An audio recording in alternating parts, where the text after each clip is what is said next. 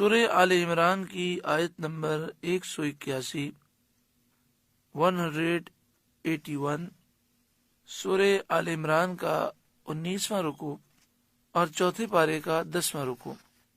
اللہ رب العالمین نے ارشاد فرمایا، لقد سمع اللہ قول الذین قالوا، بے شک اللہ نے سنا جنہوں نے کہا، ان اللہ فقیر ونحن اغنیاء، کہ اللہ محتاج ہے اور ہم غنی ہیں۔ جن لوگوں نے یہ بات کہی کہ اللہ محتاج ہے اور ہم غنی ہیں، اللہ نے فرمایا کہ اللہ نے ان کی بات سنی۔ یہودیوں نے جب یہ آیت کریمہ سنی، من ذا الذی یقرض اللہ قرضا حسنا، کون ہے جو اللہ کو قرض حسنا دے، تو وہ کہنے لگے کہ محمد صلی اللہ علیہ وسلم کا معبود خدا ہم سے قرض مانگتا ہے، تو ہم غنی ہوئے، مالدار ہوئے، اور وہ فقیر ہوا۔ اس پر یہ آیت کریمہ نازل ہوئی اور ان یہودیوں کی مذمت کی گئی۔ سنکتب ما قالوا، اب ہم لکھ رکھیں گے ان کا کہا، یعنی جو انہوں نے کہا وہ باتیں نامہ اعمال میں لکھی ہوئی ہوں گی، اور کل بروز قیامت وہ ان نامہ اعمال کو پائیں گے۔ وَقَتْلَهُمُ الْأَنْبِيَاءَ بِغَيْرِ حَقٍّ، اور انبیاء کو ان کا ناحق شہید کرنا، یعنی جو انہوں نے انبیاء کو شہید کیا وہ بھی ان کے نامہ اعمال میں لکھا ہوا ہے، یہ جو انہوں نے بات کہی وہ بھی لکھی ہوئی ہے۔ یہاں پر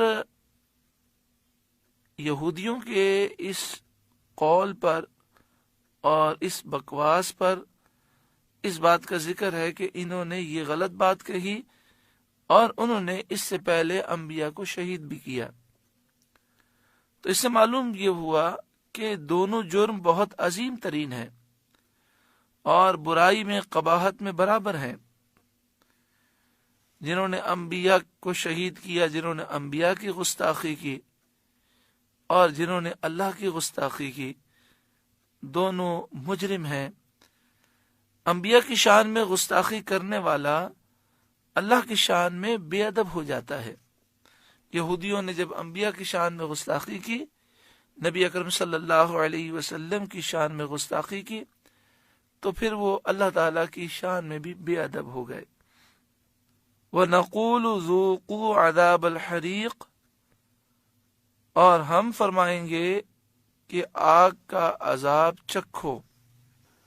ذَلِكَ بِمَا قَدَّمَتْ أَيْدِيكُمْ، یہ بدلہ ہے اس کا جو تمہارے ہاتھوں نے آگے بھیجا۔ وَأَنَّ اللَّهَ لَيْسَ بِظَلَّامٍ لِّلْعَبِيدِ، اور اللہ بندوں پر ظلم نہیں کرتا۔ الَّذِينَ قَالُوا، وہ جو کہتے ہیں، ان اللہ عہد الینا، اللہ نے ہم سے اقرار کر لیا ہے، اللہ نؤمن لرسول حتی یأتینا بقربان، کہ ہم کسی رسول پر ایمان نہ لائیں جب تک ایسی قربانی کا حکم نہ لائے، تأکلہ النار، جسے آگ کھائے۔ شان نزول اس کا یہ ہے کہ یہودیوں کی ایک جماعت نے سید عالم صلی اللہ علیہ وآلہ وسلم سے کہا تھا کہ ہم سے توریت میں عہد لیا گیا ہے کہ جو رسول ہونے کا دعویٰ کرے، ایسی قربانی نہ لائے جس کو آسمان سے سفید آگ اتر کر کھائے، اس پر ہم ہرگز ایمان نہ لائیں۔ یعنی انہوں نے کہا کہ ہم سے یہ اقرار لیا گیا ہے کہ اسی رسول پر ہمیں ایمان لانا ہے کہ جو رسول ہونے کا دعویٰ کرے اور پھر ایسی قربانی پیش کرے کہ آسمان سے سفید آگ اتر کر اسے کھا لے، اور جو یہ نشانی پیش نہ کر سکے ہم اس پر ایمان نہ لائیں، ہم سے یہ عہد لیا گیا ہے۔ اس پر یہ آیت نازل ہوئی اور یہ بتایا گیا کہ یہ محض جھوٹ ہے اور خالص افطرا ہے، جھوٹ باندھنا ہے، کیونکہ اس شرط کا توریت میں نام و نشان بھی نہیں ہے، اور ظاہر ہے کہ نبی کی تصدیق کے لیے معجزہ کافی ہے، کوئی معجزہ ہو۔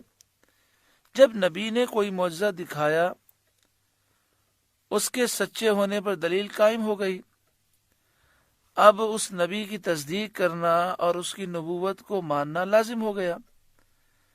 اب کسی خاص معجزے کا اصرار حجت قائم ہونے کے بعد نبی کی تصدیق کا انکار کرنا ہے، اور یہ کفر ہے۔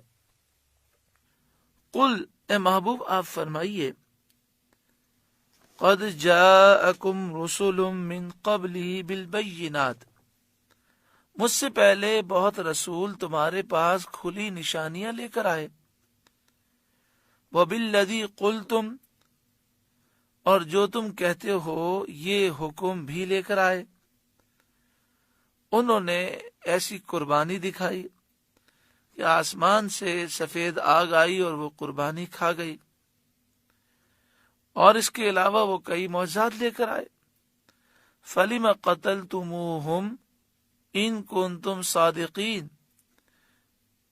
پھر تم نے انہیں کیوں شہید کیا اگر تم سچے ہو، یعنی اگر تم اس دعوے میں سچے ہو کہ جو نبی یہ نشانی لائے گا ہم اسے مانیں گے، تو نبی تو یہ نشانی لے کر آئے، لیکن تم نے ان انبیاء کو قتل کیا اور ان پر ایمان نہ لائے، تو ثابت ہو گیا کہ تمہارا یہ دعویٰ جھوٹا ہے۔